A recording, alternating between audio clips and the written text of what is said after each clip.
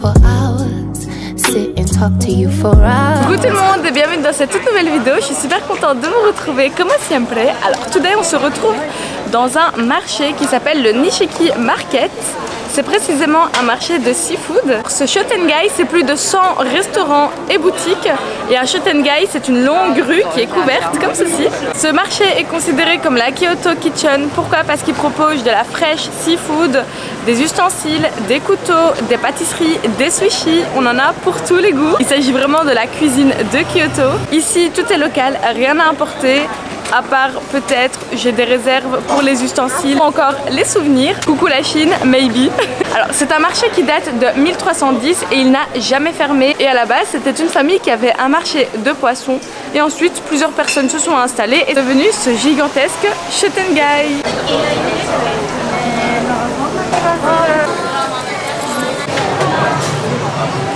Ça aussi ça a l'air trop.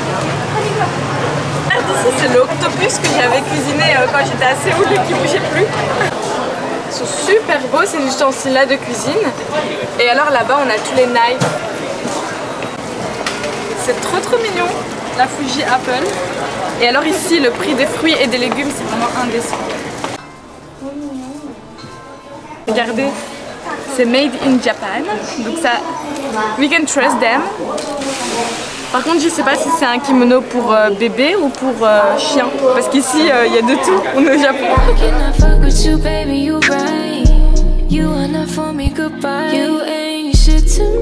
Je trouve très sincèrement qu'en général, ici, c'est beaucoup moins cher. Par exemple, on est dans un endroit de crêpes. On avait regardé un petit peu partout. C'est minimum 750 yens la crêpe. Et ici, on l'a pour 550. Alors, la crêpe est délicieuse. Vraiment trop bonne. Par contre, c'est vrai qu'elle est un peu plus fine et un peu plus petite que celle qu'on avait pris à Shibuya. Oh, je voulais la montrer, mais Hossein vient de manger le dernier morceau. Tu veux? Non, c'est bon. Bah, tu l'as déjà mangé. Donc, finalement, le prix est juste proportionnel à la taille. Je l'ai trouvé, trop contente. On va faire un petit taste test. Déjà ça a l'air délicieux. La fraise est super sucrée. Et alors le mochi excellent. 10 sur 10, ça vaut la hype.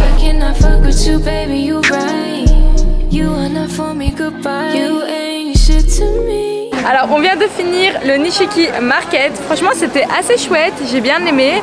Alors pour ma part, moi j'ai beaucoup mangé de pâtisserie. Donc j'ai goûté les mochis, on a goûté la crêpe. Mais le souci c'est que mon mari n'est pas très fan de seafood qui est comme ça en mode street food.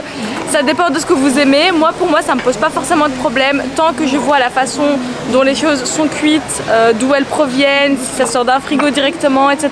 Mais ici Inkazu, on a remarqué que c'était quand même assez propre, assez frais. C'était quand même assez hygiénique, donc why not goûter. Alors notre next stop maintenant ça va être totalement différent. On a fait le côté food, maintenant on va passer à l'aspect culturel du pays.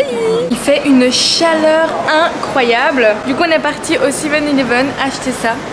Ça c'est un latte matcha, il est délicieux, vraiment trop bon. Si vous venez ici au Japon, prenez ça, valeur sûre. Et avec ceci on a pris un sandwich. Regardez ça à quoi s'il vous plaît. Ce sandwich est au strawberry, peach and pineapple. On va faire un petit taste test. Et il y a de la cream à l'intérieur. Bismillah. Les fruits sont frais. Ça se voit qu'ils ont été coupés ce matin. Ça, combo gagnant. On ne tarde pas, on va vers Hanamikoji Street. Let's go. Alors, la rue dans laquelle je me trouve, pas précisément celle-ci, mais de l'autre côté, ils ont mis des pancartes interdites partout avec le logo appareil photo et iPhone. Donc on s'est mis dans cette petite rue où il n'y a pas de pancarte. La rue en question est connue pour les geishas. C'est là où elles vont dans les salons de thé avec leurs clients, on s'entend évidemment. C'est une rue super touristique et c'est encore pire la nuit. Dès que les lanternes sont allumées, ça crée une ambiance hyper belle et super traditionnelle. Alors je veux absolument vous montrer la rue, on va essayer d'être discret. Évidemment on va essayer de prendre aucune geisha pour sa privacy. Alors ici il faut savoir qu'il y a également un établissement qui s'appelle Ichiriki Ochaya. Il s'agit rien que ça d'un établissement qui est le plus vieux et le plus prestigieux de tout Gion ou Guion, je sais pas trop comment on le dit. De cet angle on peut bien voir le Ichiriki Ochaya. Pourquoi? Eh bien parce que cet établissement accueille des hommes politiques, des hommes prestigieux depuis plus de 300 ans. Tout ça pour obviously être avec les geishas. Malheureusement on ne peut pas rentrer dans cet établissement parce que pour ce faire il faut une invitation et c'est tellement sélectif et c'est limite de génération en génération qu'elle se transmet cette invitation. Et pour ceux qui ne savent pas, alors Gion c'est le quartier le plus huppé de Kyoto, c'est comme si c'était un Ginza de Tokyo. Maintenant, vous comprenez pourquoi on ne peut pas filmer la rue en question. Il y a des businessmen qui vont voir les geishas, donc voilà. On vient de passer par la rue Hanamekoji Street. Chaque 10 mètres, il y avait un policier qui s'assurait que personne filmait. Dès qu'une personne sortait son GSM, ils étaient tous à l'affût. Donc nous, quand on filmait, on était apeurés parce que l'amende était de 10 000 yens. Alors, actuellement, on va vers Ishibei Koji Lane. Mais avant tout, je voulais vous montrer ce spot qui est juste magnifique. Il est trop beau pour vos petites photos Instagram. On pense à tout ici dans cette vidéo, hein. C'est une rue qui est résidentielle. Normalement on peut pas faire de photos, mais je voulais quand même vous la montrer. C'est pour ça qu'il est toujours important quand vous vous déplacez de vous attarder sur les ruelles, petits coins comme ça qu'on ne retrouve pas forcément sur une carte, parce que vous pouvez trouver des petites perles. Et à chaque vidéo je vous le dis, et c'est toujours véridique, vous en avez.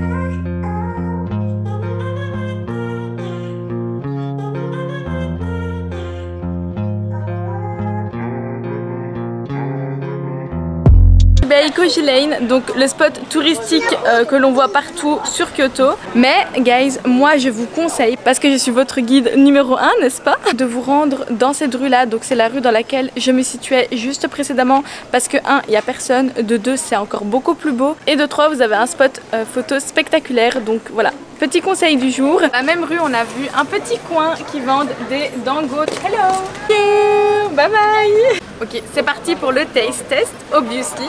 Bismillah. C'est super bon, vraiment très goûtu. Et je trouve même qu'il est mieux que celui que j'ai mangé hier, près de la forêt des bambous. C'est comme ça à l'intérieur.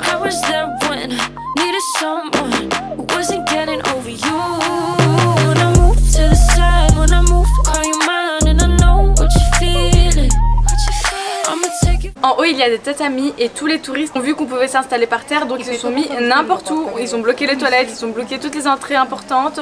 Bref, encore une fois, les touristes, ils savent pas se comporter, c'est horrible, c'est vraiment hyper agaçant. Mais bref, anyways, moi j'ai eu mon matcha Starbucks. Obviously, on va faire un petit taste test, comme siempre. Bismillah.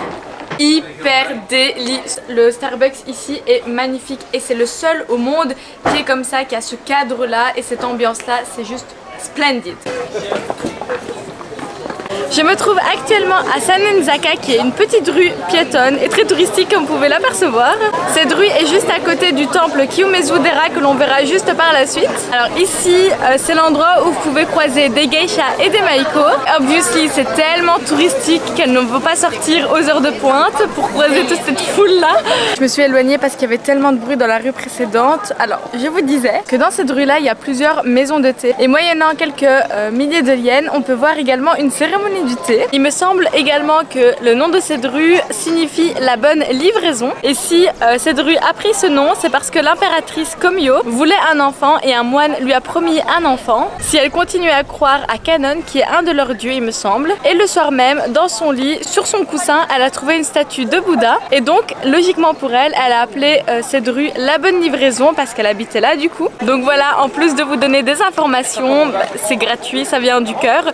Je voulais également vous montrer à quel point le nom des rues des fois sont donnés un peu à la va-vite avec les premières informations qu'on a. Maintenant on va passer à la suite.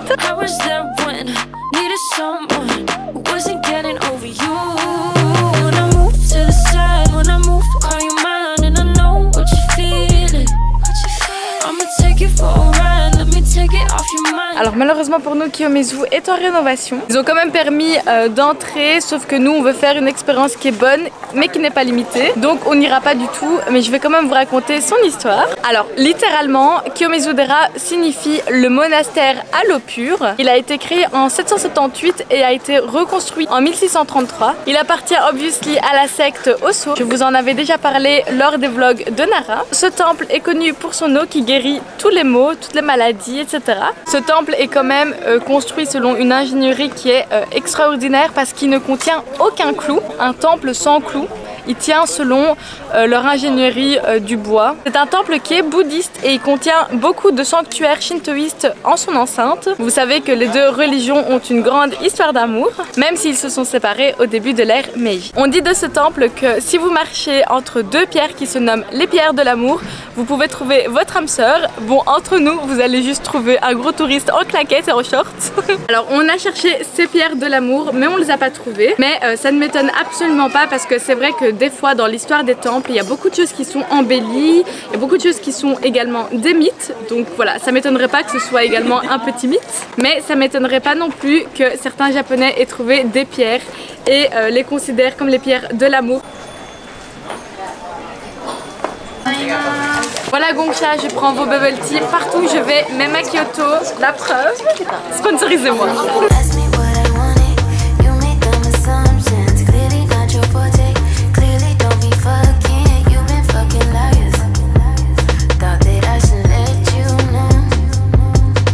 Ce que vous voyez derrière moi, c'est le Kenninji Temple. Il s'agit d'un temple bouddhiste qui a été créé en 1202 et ils font tout pour avoir le titre du plus vieux temple zen au Japon. Mais bon, comme vous le savez, si vous suivez mes vlogs assidûment, que ce titre a déjà été donné au temple qui était là avant le temple Tenryuji. Vous vous souvenez, hein, le temple qui appartenait à l'impératrice Tachibana no Kashiko du 9e siècle dont je vous avais parlé précédemment. Eux veulent s'emparer de ce titre parce qu'ils existent encore, contrairement à l'autre temple. Encore une fois, ce temple appartient à la secte Rinzai. Ce qui est effrayant d'ailleurs, c'est qu'ils existent encore et toujours. Il faut également être conscient que des fois, il se peut que vous ayez des étudiants, vous allez penser qu'ils viennent d'une école lambda ici au Japon, mais en fait non, ce sont des étudiants d'une secte particulière, sûrement de la secte du temple en question, sûrement de la secte Rinzai pour ce temple-ci. Et dernier petit point très important, celui qui a créé ce temple-là est enterré juste en dessous. Génial, ça donne super envie de le voir. Allez, Hussein, nous rentre. Le hâte, c'est celui qu'on vient de voir, mais il est surtout entouré de plusieurs petits temples. Alors souvent on peut s'apercevoir qu'un temple bouddhiste peut être entouré de plusieurs sanctuaires shintoïstes. Ça peut paraître contradictoire, mais ici c'est ok.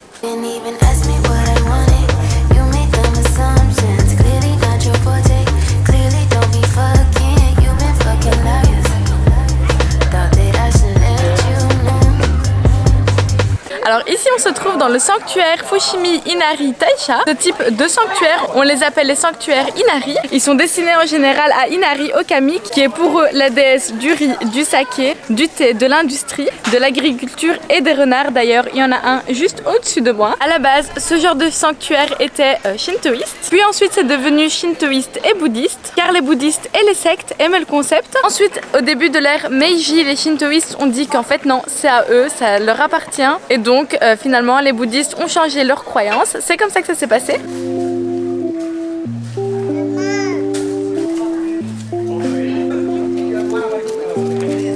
Maintenant spécifiquement pour le sanctuaire Fushimi Inari Taisha, c'est un peu le sanctuaire à la tête de tous les sanctuaires de ce type. Un peu comme l'anneau unique du Seigneur des Anneaux, un seul pour les gouverner tous. Lui il date de 711, donc il a plus de 1300 ans, en tout cas pour la plus ancienne structure du sanctuaire. En 942 il a atteint le statut officiel de sanctuaire shintoïste le plus important. Il est vraiment immense et ça c'est parce que la montagne Nariyama est considérée comme faisant partie du sanctuaire. Par conséquent, il est long de 4 km. Ça prend 2 heures pour le parcourir entièrement, ce qu'on ne fera pas obviously, c'est trop long. Et par exemple, le torii qui est juste derrière moi, il est immense, même en caméra. Et en fait, c'est pas pour rien que le sanctuaire fait 4 km, c'est parce que tout est vraiment immense. Alors, dans ce sanctuaire, il y a plus de 10 000 torii et ce sont principalement des donations d'entreprises, dont parmi eux 800 qui forment le célèbre tunnel de Torii, aussi appelé Senbotori. Et ce sanctuaire a toujours appartenu au gouvernement, que ce soit à un empereur ou un shogun. Ce qui est différent, c'est qu'il n'a jamais appartenu à une secte, ce qui est très rare. Maintenant, on rentre dans ce chemin parce que moi, je veux mes photos. Regardez, guys, je l'ai que pour moi. Alors que d'habitude, c'est noir de monde. Regardez sur Google. Vous l'avez compris, ma caméra s'est coupée parce que je n'avais plus de batterie. Mais j'ai encore des choses à dire sur Kyoto, même si on est ici à Okinawa. Alors concernant Kyoto, je suis trop contente parce que j'ai pu faire tout ce que je voulais faire, sauf une seule chose, à savoir le temple de Ginkaku. Mais c'est pas grave puisque dans tous les cas c'était le dernier de notre liste. J'ai quand même 2-3 choses à vous dire sur ce temple là pour vous, votre organisation, et comme ça vous savez à quoi vous attendre. Le nom vous dit sûrement quelque chose parce que Ginkaku ressemble très fortement à Kinkaku. Kinkaku c'est le temple au pavillon d'or alors que Ginkaku c'est le temple au pavillon d'argent. So I'm not gonna go deep down, mais je vais quand même raconter une petite histoire. Donc il a été construit en 1482 par le shogun de l'époque. Il est rivalisé avec le temple Kinkakuji qui a été d'ailleurs construit par son grand-père. Alors l'objectif premier de ce shogun c'était de remplir son temple entièrement d'argent, comme l'autre d'ailleurs qui est recouvert d'or, mais son objectif n'a jamais pu être atteint, et ce à cause de la guerre civile. Alors derrière la création de ce temple il y avait un but ostentatoire qui est complètement tombé à l'eau, puisque maintenant il est connu comme étant le symbole de la simplicité, et c'est d'ailleurs pour cette raison qu'il est énormément mis en avant par le bouddhisme zen. Et pour ceux qui ont la petite ref, Ginkaku et Kinkaku se trouvent également dans Naruto, c'est mon mari qui vient de me le dire. Maintenant c'est le moment où je vais donner mon avis sur Kyoto, je suis sûre que vous l'attendiez. Pour le rappeler et pour vous situer également, on a fait une journée à l'ouest, puis une autre à l'est, mais toujours dans la zone nord de Kyoto. Le meilleur quartier pour vous loger, c'est Gion. C'est très traditionnel, en tout cas d'apparence, et surtout c'est très cher. Concernant les transports en commun, c'est super bien desservi. Vous pouvez utiliser les transports en commun partout dans Kyoto. Nous, on a utilisé les bus pour se déplacer. Après, évidemment, si vous voulez un Kyoto beaucoup plus authentique, sortez du centre. Prenez la voiture, prenez le vélo, allez en milieu rural. Dans les paysages montagneux, il y a des temples de toutes sortes qui ont gardé leur authenticité. C'est vraiment splendide. Alors concernant Kyoto, moi personnellement j'ai surkiffé, j'ai vraiment adoré, c'est la deuxième ville que j'aime le plus ici au Japon. Mon mari aime un peu moins parce qu'il ressent que les gens sont un peu plus hypocrites, dans le sens où c'est vrai, les locaux là-bas, on ressent et on voit qu'ils en ont marre des touristes. Après je comprends, hein, quand vous avez tous les jours des bus, des larges bus, des grands bus, enfin comment vous expliquer, qu'ils sont énormes, remplis de touristes, bruyants, méchants, irrespectueux, c'est normal qu'après un moment vous en avez marre. Mais si on enlève le côté touriste non respectueux, je trouve que cette ville est hyper charmante. C'est un petit peu bobo, il y a beaucoup d'endroits qui sont super luxueux, etc. Donc forcément j'aime. Les gens c'est vrai qu'ils sont assez snobs, mais c'est pas grave parce que je peux être snob aussi. Alors nous personnellement on est resté 5 jours à Kyoto, et si je pouvais je serais même restée une semaine. Je sais que dans certaines vidéos on vous dit de rester un jour. Alors je sais pas ce qu'on peut faire en un jour à Kyoto, mais si vous ressentez qu'après mes vlogs de Kyoto vous avez besoin de même plus, par exemple je sais pas 10 jours, vous pouvez, parce qu'en soi il y a toujours quelque chose à faire là-bas. Suffit de sortir du centre pour trouver des paysages magnifiques, ou de rester au centre pour faire votre shopping et vivre votre petit Kyoto. Voilà pour Kyoto, en tout cas j'espère que la vidéo vous aura plu. Comme vous le voyez, la plage derrière moi m'attend, donc je vais aller tout de suite me baigner. Je sais qu'il y a un petit décalage entre mon Instagram et les vlogs, c'est pour cette raison que vous devez me suivre sur Instagram, parce que là en ce moment on est à Okinawa depuis 2-3 semaines et je poste tous les jours des stories sur Insta. So yeah, suivez-moi. Sur ce, moi je vous laisse sur cette agréable vue qui est waouh, à couper le souffle, on dirait qu'on est à Koh Lanta.